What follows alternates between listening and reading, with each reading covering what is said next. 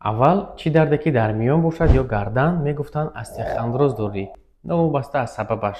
Аммо ҳақиқат ин аст ки дар тибби муосир ин ташхис кӯҳна шудааст.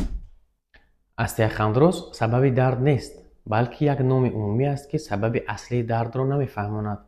Дар асл бошад ин метавонад тағйиротҳои дегенеративии стумура, протрузия, грижа, спондилоартроз яъне фарсудашавӣ, харобшавии буғумҳои стумура, спондилолистез, лағжиши муҳраҳо, стенози стумура яъне тангшавии канали стумура, дардҳои миофасиалӣ яъне мушакҳо спазм мешавад ва боиси дард мегардад.